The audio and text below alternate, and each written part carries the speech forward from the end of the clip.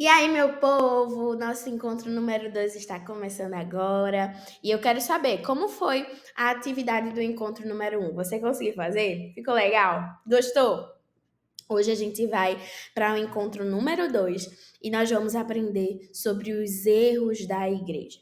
No encontro passado, a gente aprendeu que a igreja ela estava longe da palavra de Deus. E a própria palavra fala que ela é luz para o nosso caminho. Ela mostra aquilo que está certo, aquilo que está errado. Agora imagina, a gente sem luz indo por algum lugar. Não dá certo, né? A gente se perde, a gente fica sem saber quais são os perigos que estão no caminho. E era exatamente isso que a Igreja de Deus estava passando aqui nesse momento. A igreja, ela estava longe da palavra, longe da Bíblia. E por causa disso, a igreja, ela estava cometendo um monte de erro e por isso ela precisava de uma reforma. Imagina, você mora numa casa quebrada, cheia de buraco, que quando chove cai água dentro. Você gosta de ficar nessa casa? Você gosta de morar numa casa como essa? Nem eu não gostaria. E é por isso que a gente chama esse período da história da igreja de reforma protestante. Porque a igreja precisava de uma reforma, mas não era tipo na parede que precisava, não era no chão, não era na estrutura física que a gente vê, que a gente toca. Era na estrutura dos ensinos. O que a igreja estava pensando, achando, ensinando sobre Deus não era verdade. Vamos conhecer esses erros da igreja com a gente? Vamos lá. Erro número um. Uma coisa que a igreja estava fazendo que não tem nada a ver com a Bíblia. Era a venda de indulgência. Fala essa palavra comigo. Indulgência. Indulgência. Indulgência é quando as pessoas querem vender a salvação.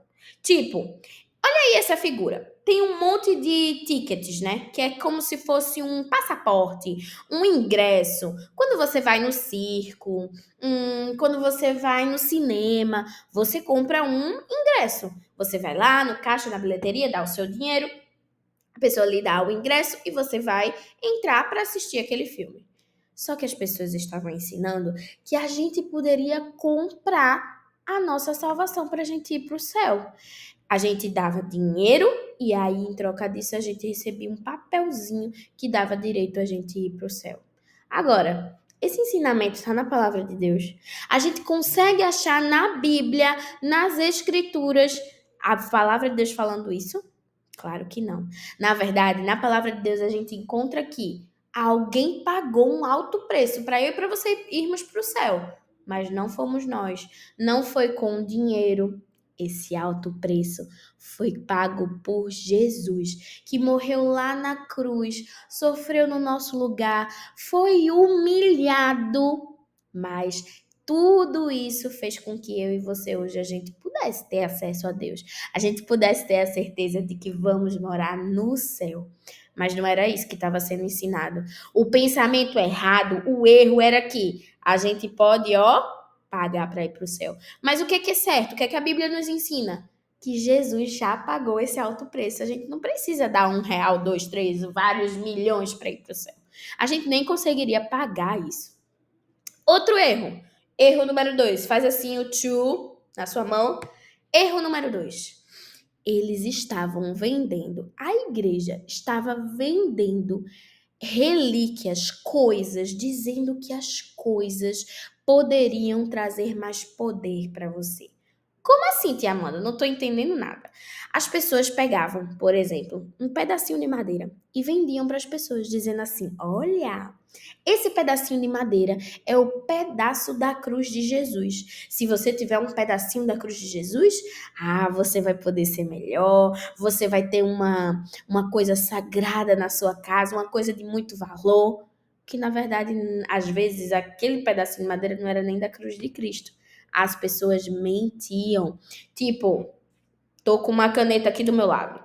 Alguém chegasse para mim e dissesse: olhe, compre essa caneta, porque essa caneta é muito maravilhosa. A partir dessa caneta você vai se tornar uma menina mais inteligente. Mas na verdade não era isso.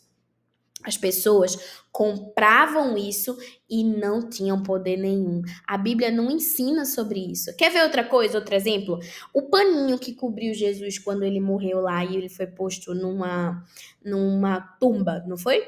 Aí ele foi coberto por um pano. As pessoas cortavam um pedaço de um pano qualquer e vendiam. Olha, compra aqui esse pano porque esse pano é um paninho sagrado. Você vai ter uma relíquia na sua casa. E as pessoas faziam de tudo e compravam. Sabe como era o nome desse erro? Do erro número 2? É simonia. Repete comigo. Simonia. O erro número 1 é a indulgência. E o erro número 2? Não ouvi. Fala de novo. O erro número 2 é a simonia, certo? E o erro número 3? O erro número 3 é que as pessoas estavam ensinando na igreja que entre nós, entre as pessoas e Deus, precisava existir uma ponte. Alguém, sem ser Jesus, que fizesse essa ponte. Por exemplo, se você tá triste, se tá acontecendo alguma coisa difícil com você, se alguém da sua família tá doente, o que é que você fazia? Ia na igreja, falava com o padre e dizia assim: Padre, isso está acontecendo comigo, a minha família tá mal, por favor, fale isso para Deus. Como se ele fosse levar esse recado. Mas na verdade a gente aprende na Bíblia, na palavra de Deus, que o único que fez essa ponte, essa ligação entre eu, você e Deus foi Jesus. Só Jesus é quem está no meio entre nós e Deus. E mais ninguém tem que ocupar esse espaço. Não são padres, não são santos, não são pastores, ninguém está entre eu e você e Deus. Só quem ocupa esse espaço é Jesus. Veja esse versículo comigo. Lê aí comigo, se você sabe ler. Disse-lhe Jesus: Eu sou o caminho, a verdade e a vida. Ninguém vem ao Pai a não ser por mim. João 14,6.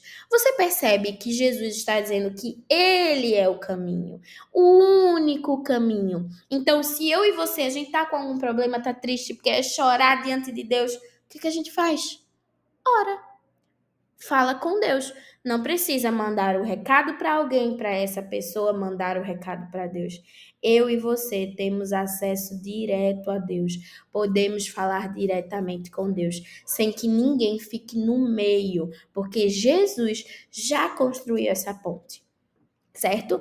Mas por que as pessoas acreditavam nesses erros? Tia Amanda que falou 3, né? Mas tinham muitos outros, muitos mesmos.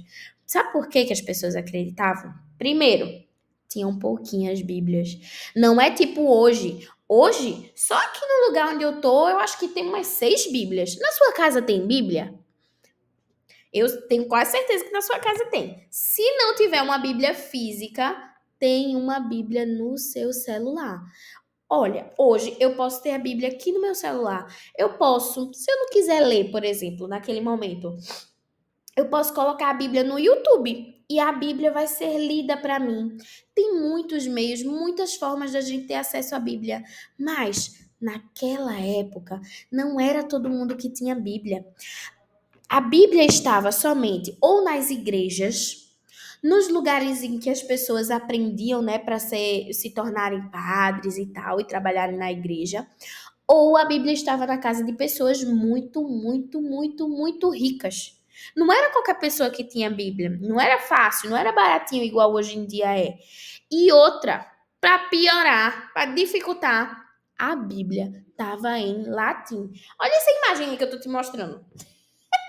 Latim. Você consegue ler alguma coisa que tá aí? Exatamente esse era o problema. As pessoas também não conseguiam ler nada que estava na Bíblia. Por quê? Ainda que você fosse muito, muito, muito rico, tivesse uma Bíblia na sua casa, se você não soubesse latim, você não entenderia o que estava ali. Então era por isso que a igreja caía nesses erros. Tá vendo, gente? Até hoje a gente corre esse mesmo risco de, mesmo tendo a Bíblia na nossa casa, mesmo tendo muitas formas fáceis de encontrar a palavra de Deus que é luz para o nosso caminho, às vezes a gente fica com preguiça, né? Às vezes a gente não vai ler a Bíblia, às vezes a gente diz, eu já não vou para a igreja. E acontece que a gente vai caindo nesses erros. A gente vai começando a se distanciar do que a palavra de Deus diz. A nossa atividade de hoje, do encontro 2, vai ser o seguinte. Tia Amanda tem 2 comandos para dar para você. Comando número 1. Você vai fechar os seus olhos e vai tentar chegar até o seu quarto. Depois disso, você vai conversar com os seus pais. Se você conseguiu, se você não conseguiu, se foi fácil, se não foi, tá certo? Então, pausa o vídeo aí e tenta fazer isso. E aí, conseguiu? Depois disso, você vai fazer o desenho ou então me escrever um erro que a igreja cometeu antes da Reforma Protestante. Tia Amanda, eu posso fazer os 3 erros? Pode, mas é pelo menos um erro. Você vai colocar aí, desenhar, utilizar as mesmas figuras ou até figuras diferentes que a tia Amanda colocou no vídeo para você desenhar aí quais eram os erros da igreja. Pelo menos um, tá? Se quiser fazer mais de um, pode fazer mais de um, beleza? Te encontro no próximo encontro, no número 3. Beijo! Tchau!